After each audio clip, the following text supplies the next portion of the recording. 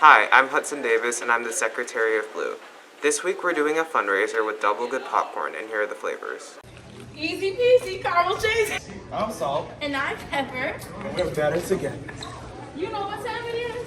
Do you know what time it is? It's peanut butter chocolate time. Oh. Chi-Town, Chi-Town. Little kettle back to it. Okay, so fire. Fire! Holla! Pio! I heard you. Better believe it. You can buy the popcorn using the link below or in the daily bulletin. 20% of our profit will go to a nearby children's hospital, and the other 80% will go to Black Leaders Union. Our goal is $5,000. Thank you so much for your continued support. Stand up, take my people with me. Together we are going to a brand new home. Far across the river, can you hear freedom calling? Calling me to answer. Gonna keep on keeping on. I can feel it in my bones. Welcome back to another episode of The Blueprint.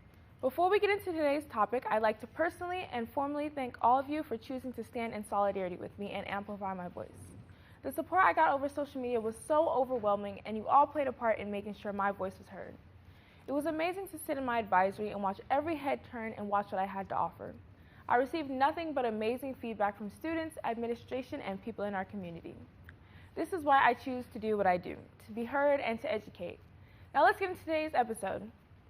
The school-to-prison pipeline, let's talk about it. I would define the school-to-prison pipeline as not preparing our minority students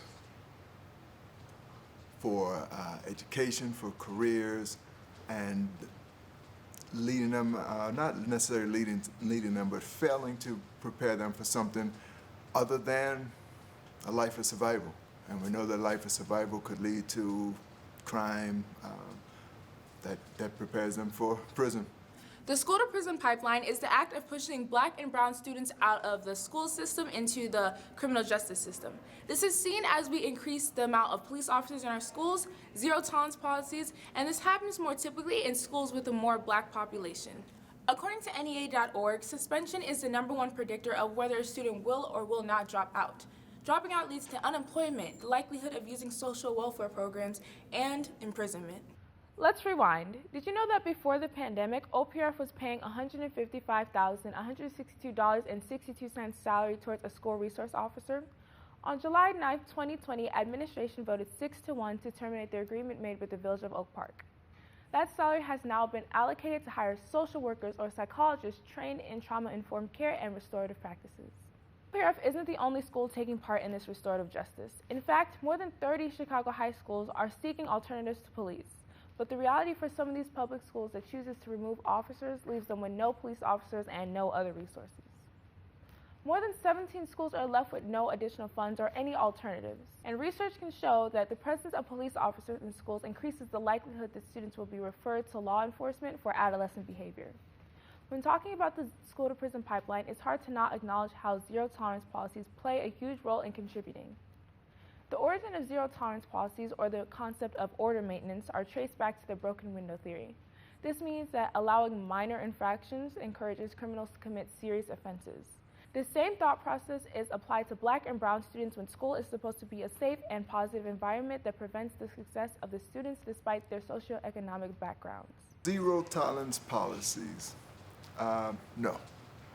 I do not think zero-tolerance policies are effective. I think they have potential. They can be used in some places. I don't think that's something that we can do across the board.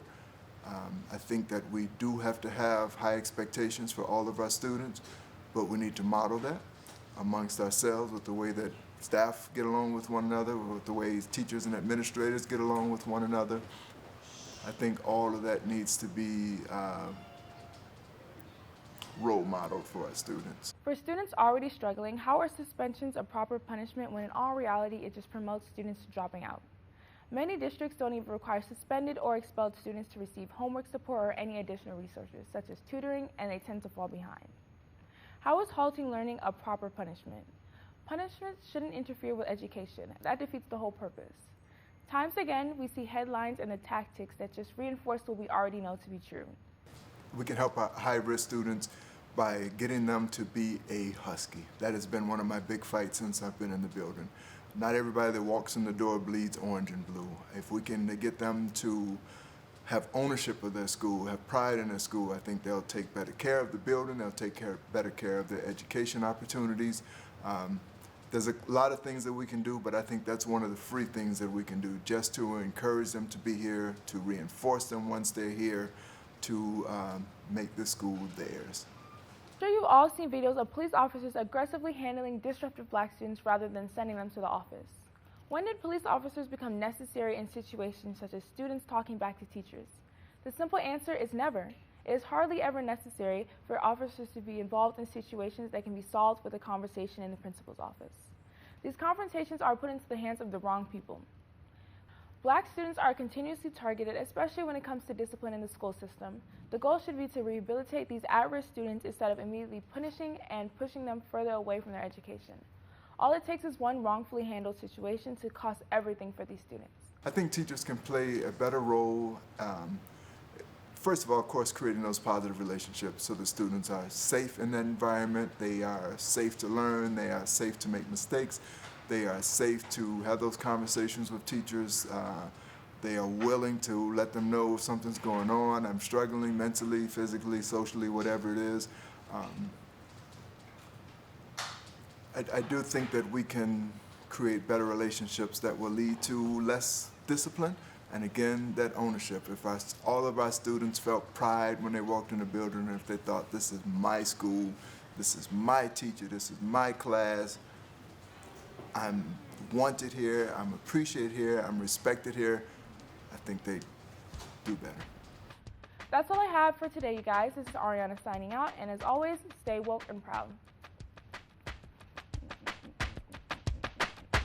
That's it for that. All right. Can we do the other angle?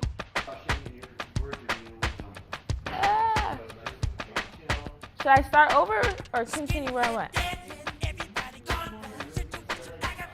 Okay.